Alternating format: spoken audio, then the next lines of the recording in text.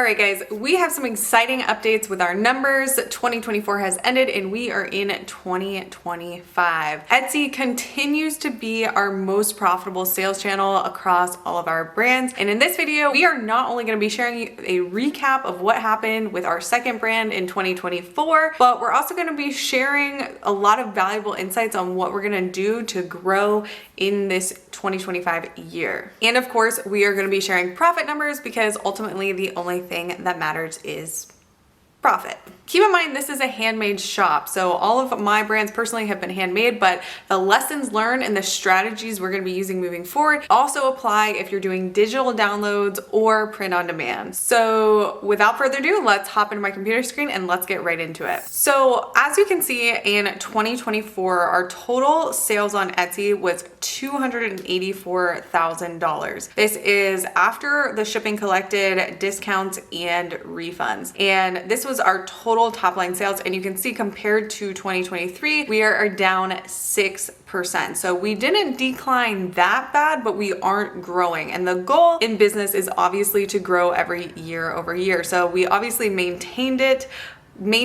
with a slight decline, which isn't the ideal scenario. Again, the ideal scenario is you're increasing year over year. And obviously, of course, the most important part of this screen is the operating profit, which we are going to reveal and talk about later in the video. But first, let's just talk about what we did in 2024 to maintain this revenue number, right? Maintain meaning we didn't completely do a huge dip, only 6% dip, but keep our numbers pretty consistent. Okay, so the first thing we did is we had consistent product launches happening. Now, obviously this did not make us grow, and I'm going to explain why our listing launch process last year did not contribute to more growth, because technically a consistent Etsy listing launch process and a new product launch process should make you grow. But again, I'm going to explain later in the video why it did not and how we're going to change that strategy. The second thing that we did in 2024 that helped us maintain our numbers was obviously Etsy ads. So as you can see here, we spent $43,000 on ads in 2024, and this was almost the same exact amount that we spent in 2023, and that is why you see a 0. However, our return on ad spend is slightly down, which means that it was almost a little bit more expensive to acquire customers than the previous year, which again is a product of our listing launch process, which we'll talk about how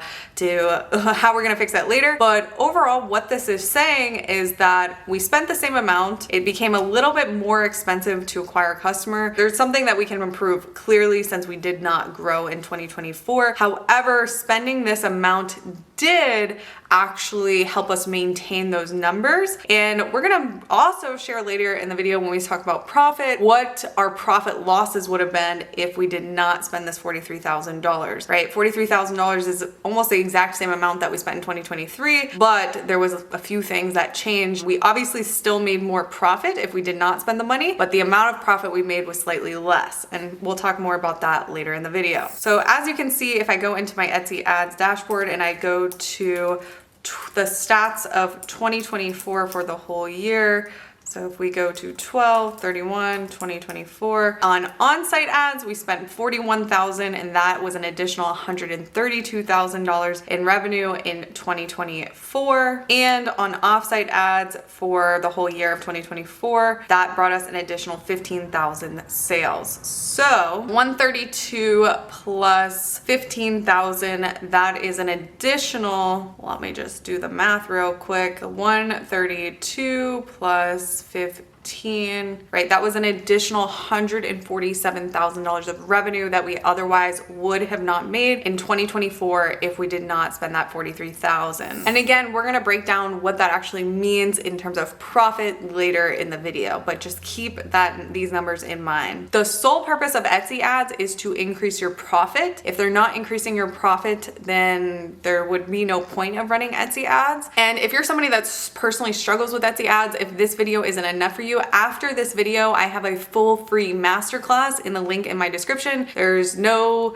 nothing, like it's literally just, there's no there's no catches, like there's no paywall. It's a full free class that you can register for. And again, that link is in the description. The next thing that we did is we made consistent product launches with high average order value. So we kind of maintain our AOV for the year. It's down 5%. Your AOV again is your average order value. So it's on average how much money a single customer is spending with your business. And you want to increase your AOV over time. So you want to build products or build tiers of upsell that historically has your buyers spending more money with you. The easiest way to do this for any product, whether it's digital download, handmade, or print on demand, is selling bundled items or advertising your products in a way that incentivizes people to buy more than one item off of your listing. So for print on demand, it's instead of just doing, something like this where you have a shirt that has a baby's name on it, like instead of just selling a shirt with a baby's name on it, you would want to focus on product opportunities where historically they're going to buy more than one unit, like this, where it's for maybe twins or triplets. Now, obviously, this is not for every single product that you have. We also sell products, just one-off products, but if the one-off products historically sell good, we try to follow that data and make more products that are bundled out of those product ideas or holding those products so that we can try to get them to buy more than one unit at one time. And so as you can see here in our shop, our AOV is $95 and it wasn't increasing over time, but again, we have ways that we're going to improve this. The next thing is our shipping. So you can see that our shipping collected increased 38%. So something that we didn't start until the middle of 2023 was charging for shipping. Up until the middle of 2023, we were still giving free shipping. So the entire year in 2024, we actually started billing for shipping, which brought in $21,000. Basically, all this did was cover costs of the shipping that we actually have to pay for. So instead of giving away free shipping, we actually saved ourselves $21,000 by charging for shipping because our total shipping cost in 2024 was $29,000. So we would have spent $29,000 if we did not bill for shipping. So at least this was covering some of our costs and we only came out of pocket about $7,000. By the way, guys,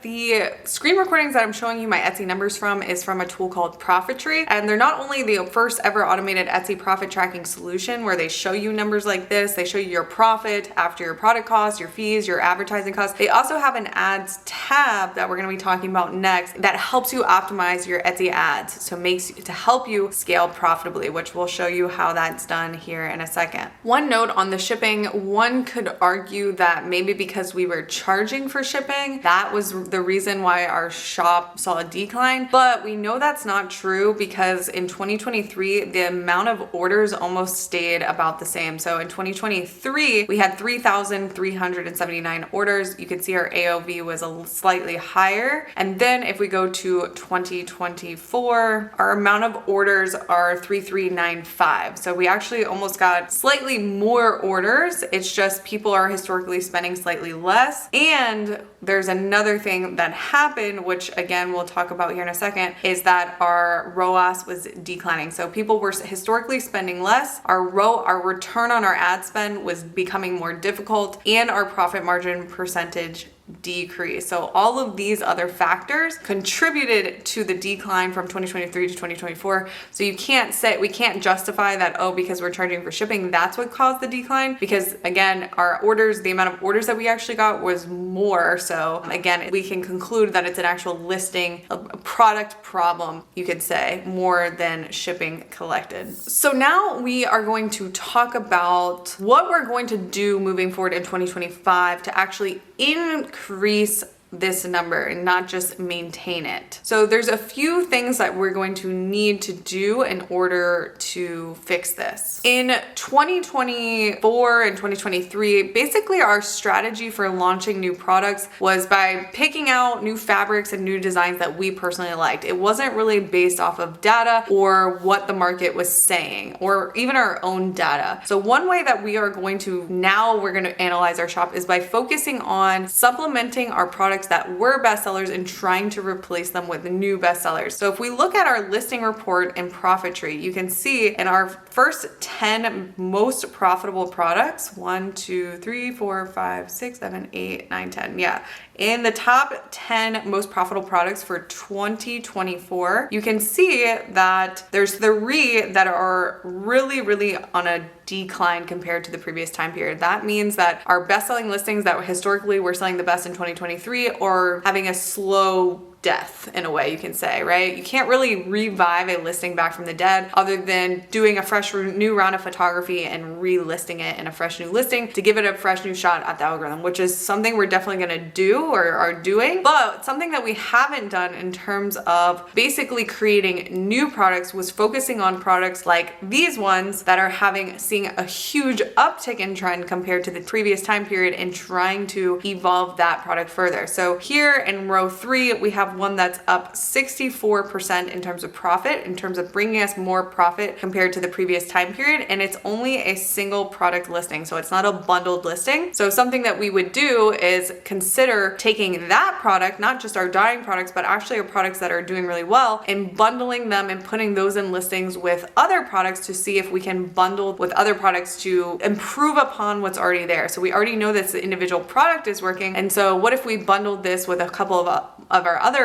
really top products that makes sense? It has to make sense to bundle with it. Like it has to still look good and aesthetic. And then, basically try to see if we can even beat this metric by bundling it with some of our other products. Or not, if it's not even different products, maybe just the same product just duplicated twice. So then they see two of the same thing because this is a product that someone potentially would buy 2 of, where basically they see 2 in the main image, but the price displays the price of 1. But then when they go to the drop down menu, they have an option to buy 1 by itself, which is the price that's going to display, or they can buy a 2 bundled set for a slightly cheaper price. So the moral of the story here is just looking at what's already working in our database and trying to figure out how we can improve upon it without having to launch a new product or make a new design. Just look at what is the lowest hanging fruit inside of our shop. So this also goes back to the example of that baby niche, right? So if you were someone selling baby onesie with just a name on it and you knew that that font style was working well, how could you improve upon that? So if it was just like the baby name with this font style and you could personalize the name on the onesie, well, how can we bundle that with other products? And the same rule applies here. Well, let me think of a design idea where basically it could still be a personalized baby onesie with this font, but we're turning it into something that incentivizes them to buy 2 instead of 1. So it's like a twin onesie like this. And as we see, it's obviously working well because it's in 20 undercards. Or then even take it a step further and make it a triplet one where it shows a 3rd one right here. As we already mentioned, for this shop specifically, launching more of the same product in the same product category did not increase our top line, right? And so to be clear on this, when we launched new products in 2023 and 2024, we're launching the same type of product. It's just a different design, but technically that new product is going after the same customer avatar. And when we already have our Etsy ad budget maxed out to $1,000 a day, there's not much more growth we can do because what we discovered is we hit a ceiling for our existing product that's attracting one specific type of customer avatar. Now, the equivalent of this for someone else is saying if they're selling print-on-demand dog shirts that were only selling print-on-demand dog shirts that had wieners on it,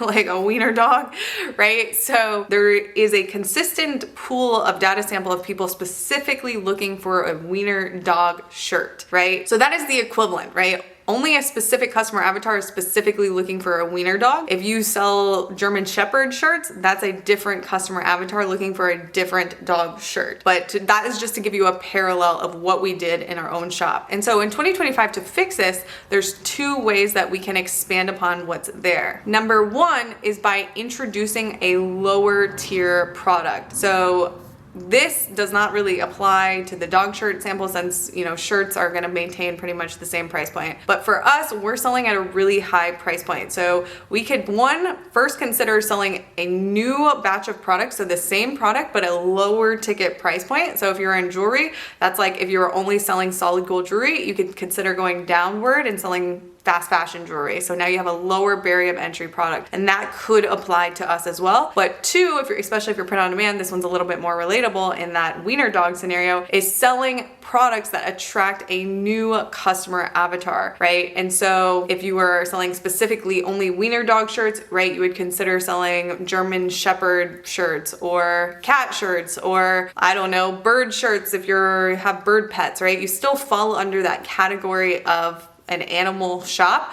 but you're just expanding your horizons on the different types of customer avatars that you can attract. And so before, as we saw, we pretty much hit a ceiling for our shop because just launching more of the same expensive product, right, was not moving the needle.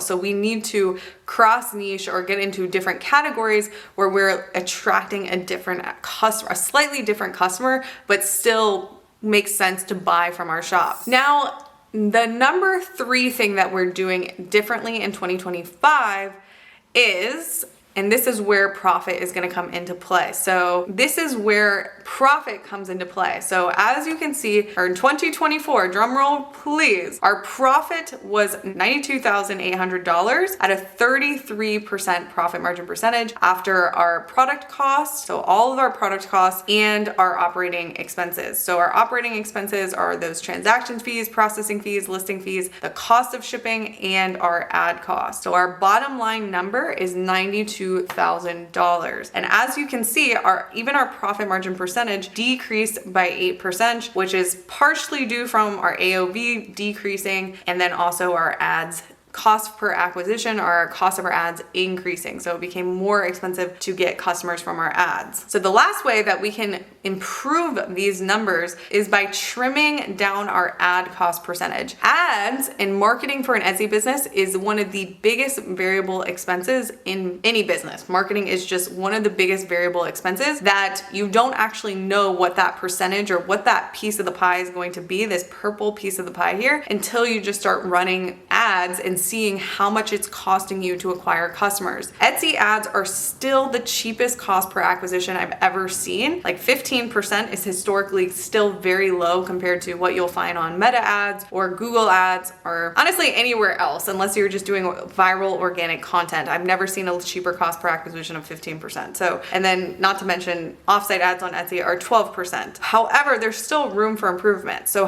if we potentially turn this 15% into say 12% in 2025, getting back an additional 3% will bring our profit margin percentage up to 36%. So first, let's just run some numbers if we did not spend this $43,000. So if we did not spend this $43,000, so remember our revenue here was $284,000. Now remember the ads contributed to $147,000 in revenue. So if we didn't make that additional $147,000, our revenue for the year would have only been $137,000. Now, keep in mind, because 15% of our cost last year went to our ads, we wouldn't have spent this, and this 15% would have went into our operating profit bucket. So 15 plus 32 is 42, 47, let's just say 48% profit instead of 32. So 137 times a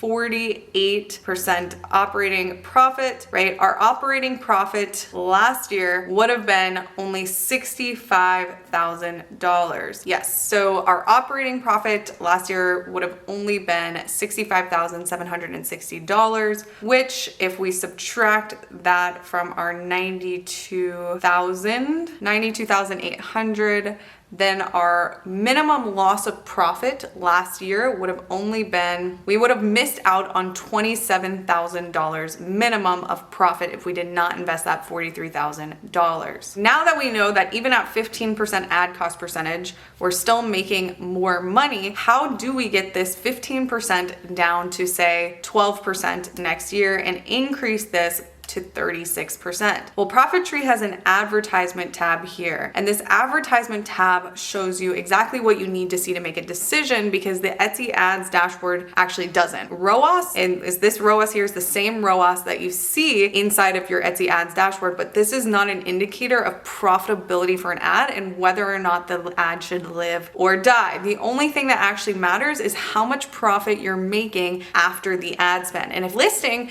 is still making target profit, aka 36%, you would not want to turn that listing off because you're still hitting profit numbers, right? And so tacos is the same thing as your ad cost percentage that you see on your ProfitTree dashboard, except you're seeing it here inside on the listing level, and it's the total advertising cost of sale. So it's what you spent versus the total sale. So every revenue that came out of that original click on that listing. And so, for example, if we analyze here, I usually like to analyze my listings in a good enough time period, say in a 1 to 3 month window. So if I go back to November 1 to today, it is Jan 20th, right? I would want to turn off listings for a good enough data sample of time that are not hitting my target profit, right? So you can see here, if I sort this by the listings that have really high tacos, I already went in here and I've already turned all these really high ones off. But let's try to find something that could be on the cusp, right? So here's a 29% and it's spent $70. So after $70 to spend, I surely should be able to make a decision. And for you, $70 is a lot. Maybe you only want to spend $20 or $30 before you make a decision. So I've spent $70 on this listing in a month and a half at a 29% ad cost percentage, aka tacos. Let's see if this is hitting our target profit. Our target profit again is 36%. So 29% of the total sales is going to ads, and the profit margin on this listing before ads is only 48%. So if we wanted to clear a 36%, then if we did 48 minus 36, that means that our tacos would have to be 12%, but our tacos are actually 29%. So that means that our profit after ads is only 19%. And so this listing is not hitting our target profit at 36%. And if I wanted to decrease our ad cost percentage to increase our profit percentage, I would want to go ahead and turn that listing off. Now, if we do 48 minus 29, right? It's making 19% profit. If this for you was a healthy profit, maybe you would want to leave it on. But for us, if our goal for 2025 is to increase our profit percentage, we got to trim the fat on the listings that are not yielding us the most profit. And this is how you ensure that the dollar going in is giving you back the greatest return. So only the listings that have that money going to them are giving you back your target profit margins. Now let's do another one. Let's say this 11%. So at 11% tacos for the last 3 months, this listing has a 47% profit before marketing. So 47 minus 11 is 35%. Now this is just hitting our profit margin target. And so I would personally keep this listing on because 47 minus 11 is 35. And so by analyzing tacos in this way, you're ensuring again that every dollar going in is only going to the listings that are giving you the most profit. And this is how you get this percentage down on your dashboard over time and increases your profit margin percentage. Guys, our goal is to make 2025 our best year yet. I'm excited to share you what we do at the end of 2025 after we implement all these new strategies. Make sure you go to that full free Etsy ads course in the link in the description if you're interested. And there's also a free month of ProfitTree down there as well if you want to try out this tool for Etsy ads optimization and just listing optimization to see the true profit of your Etsy listings. All right, guys, I'll see you in the next video. Bye, guys.